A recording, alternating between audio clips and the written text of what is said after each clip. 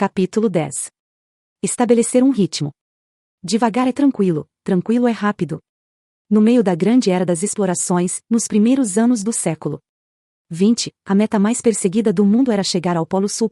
Isso nunca havia sido feito na história humana documentada, nem por Pytheas, o primeiro explorador polar por volta de 320 a.C., nem pelos Vikings 1000 anos depois, nem pela Marinha Real, com todo o seu poderio, nos anos do Grande Império Britânico.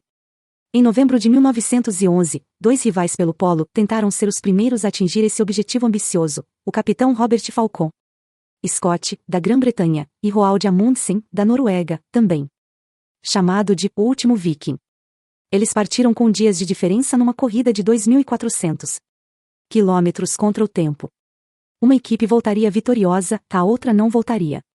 Ao ler os diários deles, porém, você nunca adivinharia que as duas equipes fizeram exatamente a mesma viagem sob as mesmíssimas condições.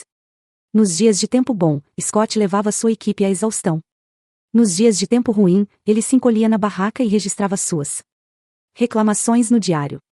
Num desses dias, ele escreveu: "Nossa sorte com o clima é ridícula. Eu me sinto um pouco amargo ao comparar essas condições com aquelas encontradas por nossos antecessores." Em outro, escreveu: "Duvido que qualquer grupo consiga viajar com esse tempo. Mas um grupo conseguiu. Num dia de nevasca semelhante." Amundsen registrou em seu diário: "Foi um dia desagradável. Temporal, tempestade de neve soprada e queimaduras de frio, mas chegamos 20 quilômetros mais perto da meta." Em 12 de dezembro de 1911, a trama ficou mais intrigante. Amundsen e sua equipe chegaram a 72 quilômetros do Polo Sul, mais perto do que todos os que já haviam tentado. Tinham percorrido mais de 1.000 quilômetros sofridos e estavam prestes a vencer a corrida de suas vidas. E a cereja do bolo, naquele dia, o clima estava a favor deles.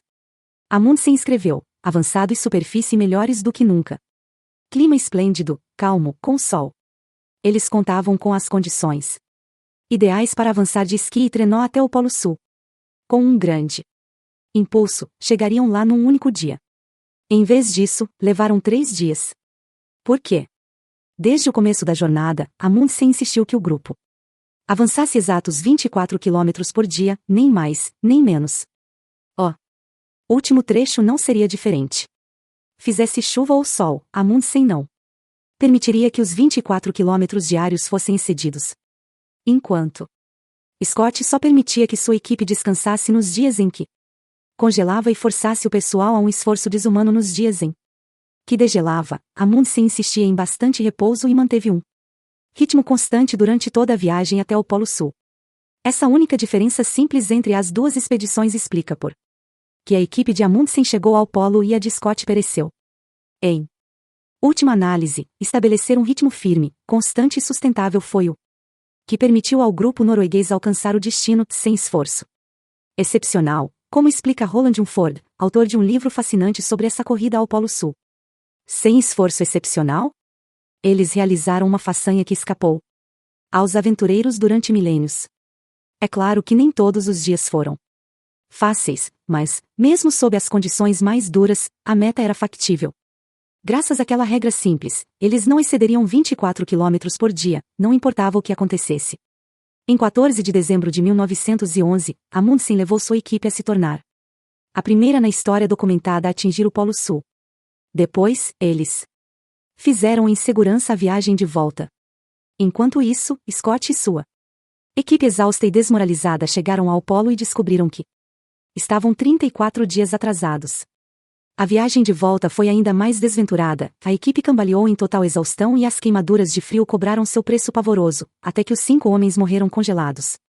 Alguns tinham tanta certeza de que esse seria seu destino que escreveram bilhetes na esperança de que, algum dia, amigos e familiares pudessem lê-los. A falsa economia de forçar seus limites.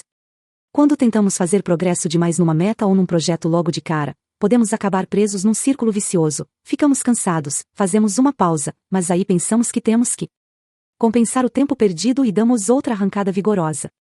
Por exemplo, eu tinha uma amiga desesperada para terminar de redigir seu plano de negócios. Para isso, ela decidiu passar um fim de semana inteiro trabalhando nele, sem pregar os olhos. Ela forçou seus limites. Mas isso a deixou tão esgotada que, durante semanas, não conseguia nem pensar no plano, muito menos trabalhar nele outra vez. Quando eu tentava, meu cérebro simplesmente desligava, lembra ela. Na adolescência, estabeleci a meta de competir numa corrida cross country de 5 quilômetros em Yorkshire, região da Inglaterra onde cresci. Quando o dia chegou, eu estava nervoso. Com meus pais e avós assistindo, fui para a linha de partida. Embora não me sentisse totalmente preparado, eu poderia ter ido bem se houvesse começado do jeito que pretendia, devagar. Eu gostava de correr assim, começar lentamente e aos poucos aumentar a velocidade, sentindo o jorro de adrenalina quando vinha por trás e ultrapassava os outros corredores. Mas meus nervos me venceram. Joguei fora minha estratégia e disparei pelo portão com os outros corredores. Dei uma arrancada violenta nos primeiros metros e aí tive que parar, ofegante, com apenas 100 metros de corrida. Acabei recuperando o fôlego, mas o estrago estava feito, eu ficara para trás e lá me mantive o tempo todo. Foi doloroso. Cheguei no 57º lugar entre 60 corredores. Hoje vejo que o custo daquela arrancada foi maior do que a perda de uma única corrida. A derrota foi tão humilhante que nunca mais competi em nenhuma outra corrida cross-country. Quando estamos tentando alcançar algo importante para nós, é tentador dar uma arrancada forte logo ao partir. O problema é que ir depressa demais no começo quase sempre vai nos fazer desacelerar pelo resto do caminho. O custo dessa mentalidade tudo ou nada para completar projetos importantes é alto demais. Ficamos exaustos nos dias em que arrancamos forte e esgotados e desmoralizados nos dias em que não o fazemos e com frequência, tal como aqueles exploradores britânicos. Acabamos nos sentindo derrotados. Determine seu limite superior. Em meus primeiros dias de aspirante a escritor, eu era apaixonado e motivado, mas inconstante. Em alguns dias, escrevia. Em outros, falava sobre escrever. E nos dias intermediários falava sobre o que estava pensando da escrita. Nesse meio tempo, minha amiga musicista decidiu escrever um livro sobre suas canções. Ela era prolífica na produção de música, escrevera mais de 3.000 canções, compusera 9 cantatas e gravara 101 álbuns. 12 Sua música ganhou o mundo e foi apresentada inclusive numa cerimônia de posse presidencial e no The Oprah Winfrey Show. Era de tirar o fôlego ver tudo o que ela realizará com seu ritmo firme durante muitos anos. Mas como se sairia como escritora? Bastante bem, como pude comprovar. Ela decidiu escolher 100 canções e contar a história por trás de cada uma delas. Iria escrever 2 histórias por semana, portanto seria factível, explicou. E, quando terminava essas 2 histórias, ela encerrava os trabalhos daquela semana, mesmo que tivesse energia e apetite para escrever. Mas 2 histórias por semana eram seu limite superior. Fiquei espantado ao saber que em 9 meses seu livro foi finalizado e enviado à editora. Enquanto isso, eu ainda trabalhava no meu de forma intermitente. Parar quando você ainda tem ímpeto pode parecer uma abordagem contraintuitiva para concluir coisas importantes, mas, na verdade, esse tipo de restrição é fundamental para uma produtividade revolucionária. Como explica Lisa Gevel, autora de vários romances de sucesso. Estabeleça um ritmo. Se escrever demais e muito depressa, você vai sair pela tangente e perder o rumo. Se escrever sem frequência, vai perder o impulso. 1000 palavras por dia são um bom volume para produzir em marcha lenta. Ben Bergeron 1.4 é um ex-competidor do Ironman que treina os atletas com melhor forma física do Reino Unido. Certamente não lhe falta resistência física para fazer hora extra quando o cliente exige, mas ele tem uma regra que mantém seu bom desempenho pessoal e profissional, para de trabalhar às 17h25 todo santo dia. Num dia calmo. Sai do escritório às 17h25. Num dia agitado? Sai do escritório às 17h25. Isso não é negociável. Mesmo que esteja numa reunião, assim que o relógio marca 17h25 ele se levanta e sai. Nem precisa pensar. Hoje em dia, todos com quem ele trabalha sabem que sua intenção não é ser rude. Ele simplesmente respeita o próprio limite superior. Sejam quilômetros por dia, palavras por dia ou horas por dia. Há poucas maneiras melhores de obter um ritmo sem esforço do que estabelecer um limite superior. A faixa ideal. Todos queremos atingir nossas metas, terminar o manuscrito do livro. Correr 5 quilômetros, lançar o produto o mais depressa possível. Portanto, faz sentido preferirmos os dias em que fazemos mais progresso àqueles em que rendemos menos. Afinal, poucas coisas na vida são tão compensadoras quanto o sentimento de realização. Mas, em nosso excesso de entusiasmo para concluir as coisas, cometemos o erro de pensar que todo progresso é igual. Não é. Uma de nossas filhas aprendeu isso do jeito mais difícil quando a deixamos responsável por cuidar das galinhas, pois temos galinhas. Isso incluía recolher os ovos, alimentá-las e repor a água. Nós a incentivamos a fazer isso todos os dias, mas ela raciocinou que pular a tarefa por alguns dias e depois fazer mais de 3 em 3 dias seria mesma coisa. Afinal de contas, argumentou, ela poderia recolher 3 vezes mais ovos e deixar 3 vezes mais comida e água de uma vez. Mas aí o tempo mudou de forma inesperada, fez muito calor. Ou seja, as galinhas beberam mais água que de costume e a água restante evaporou mais depressa que o normal. Nossa filha estava arrasada quando nos informou que uma das galinhas tinha morrido desidratada. Muita coisa na vida está fora de nosso controle. O clima está fora de nosso controle. Incêndios florestais, furacões e novas cepas de coronavírus estão fora de nosso controle. Nosso filho pega uma gripe, o carro quebra, um amigo passa por necessidades e precisa de conselhos. Como manter um ritmo constante se um número aleatório de crises inesperadas pode surgir e bagunçar nosso planejamento? Desde o fim da Guerra Fria, as Forças Armadas Americanas usam a sigla VUCA para descrever nosso ambiente global: volátil. Uncertain, incerto, complexo, e ambiguous, ambíguo. 15. Em resposta a esse novo normal, os militares desenvolveram várias abordagens que podemos aplicar para fazer o que é mais importante em nosso campo de batalha cotidiano. Uma delas se resume no mantra militar: devagar é tranquilo. Tranquilo é rápido, ou seja, quando você avança devagar, tudo é mais tranquilo, e quando as coisas são tranquilas, você pode avançar mais depressa. Isso se aplica a conflitos em que é fundamental a capacidade de se deslocar de forma coordenada, mantendo-se atento a possíveis ameaças de todas as direções, muitas vezes portando armas. Se parar ou se deslocar devagar demais, você se torna um alvo fácil. Mas, quando se desloca depressa demais, você é cercado e flanqueado, escreve o consultor John Indick.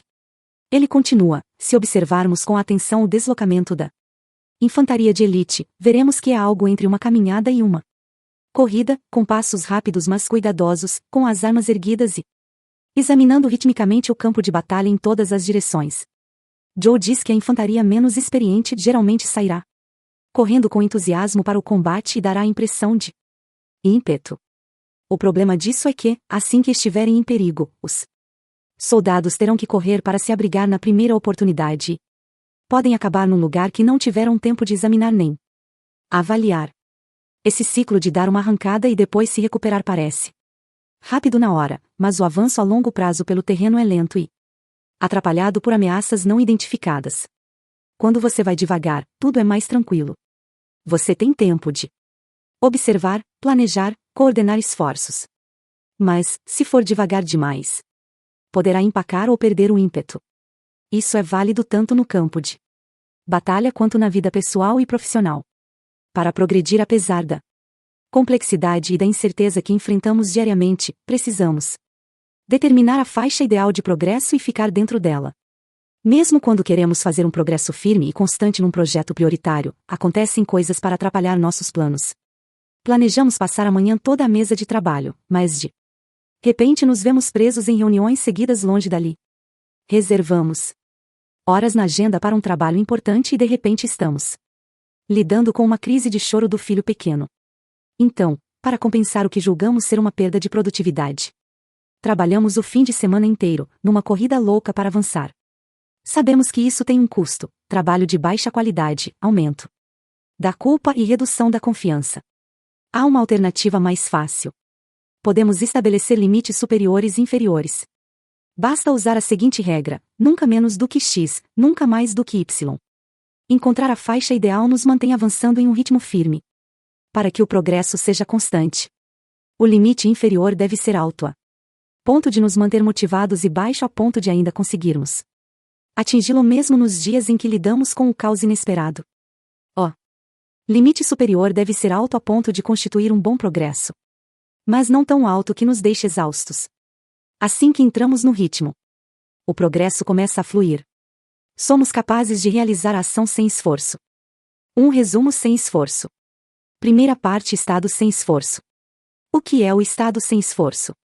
O estado sem esforço é uma experiência que muitos já tivemos quando estávamos fisicamente descansados, emocionalmente aliviados e mentalmente energizados. Ficamos 100% conscientes, alertas, presentes, atentos e focados no que é essencial naquele momento. Somos capazes de nos concentrar com facilidade no que mais importa. Inverter em vez de perguntar por que isso é tão difícil, inverta o raciocínio, e se isso pudesse ser fácil? Questione a premissa de que o jeito certo é sempre o mais difícil. Torne possível o impossível procurando uma abordagem indireta. Quando estiver diante de um trabalho que parece esmagador, pergunte: de que modo estou tornando isso mais difícil do que o necessário? Desfrutar: combine as atividades mais essenciais com as mais agradáveis. Aceite que trabalho e diversão podem coexistir. Transforme tarefas maçantes em rituais cheios de significado. Permita que riso e diversão iluminem o seu dia a dia. Libertar-se: abandone os fardos emocionais que não precisa continuar carregando. Lembre-se, quando se concentra no que lhe falta, você perde o que tem. Quando se concentra no que tem, consegue o que lhe falta. Use esta fórmula do hábito: toda vez que reclamar, mencionarei algo pelo qual sou grato. Libere o rancor de seus deveres perguntando: para que função contratei esse rancor? Descansar: descubra a arte de não fazer nada. Não faça hoje mais do que conseguiria se recuperar completamente. Ainda hoje. Decomponha o trabalho essencial em 3 sessões de, no máximo, 90 minutos cada. Tire um cochilo sem esforço. Observar: atinja um estado de consciência aguçada utilizando o poder da presença. Treine o cérebro para se concentrar no que é importante e ignorar o que é irrelevante. Para enxergar os outros com mais clareza, deixe de lado suas opiniões, conselhos e julgamentos e ponha a verdade deles acima da sua. Arrume a bagunça do ambiente físico antes de arrumar a bagunça da mente. Segunda parte: ação sem esforço. O que é a ação sem esforço? Ação sem esforço significa realizar mais se desgastando menos. Você para de procrastinar e dá o primeiro passo óbvio. Alcança a linha de chegada sem pensar demais o tempo todo. Progride estabelecendo um ritmo e não avançando à força. Obtenha um resultado acima da média sem um esforço extenuante. Definir: para iniciar um projeto essencial, defina primeiro que aspecto ele deve ter quando estiver finalizado. Estabeleça condições claras para a conclusão, chegue lá e pare. Reserve 60 segundos para se concentrar no resultado desejado. Faça uma lista: pronto por hoje. Limite a itens que constituiriam um progresso significativo. Começar: concentre-se na primeira ação óbvia. Decomponha a primeira ação óbvia em passos menores e mais concretos. Obtenha o máximo de aprendizado com a ação mínima viável. Comece com uma microexplosão de 10 minutos de atividade focada para promover energia e motivação. Simplificar: para simplificar o processo, não simplifique os passos, simplesmente os remova. Reconheça que nem tudo exige um esforço a mais. Maximize os passos não dados. Meça o progresso pelo menor dos incrementos. Progredir: ao iniciar um projeto, comece com algo ainda tosco. Adote a abordagem do rascunho zero e ponha algumas palavras, quaisquer palavras, no papel. Barateie o fracasso, cometa erros de aprendizado. Proteja seu progresso das críticas duras da sua cabeça. Estabelecer um ritmo: dite um ritmo sem esforço. Devagar é tranquilo, tranquilo é rápido. Rejeite a falsa economia de forçar seus limites. Encontre uma faixa ideal. Nunca farei menos do que X, nunca farei mais do que Y.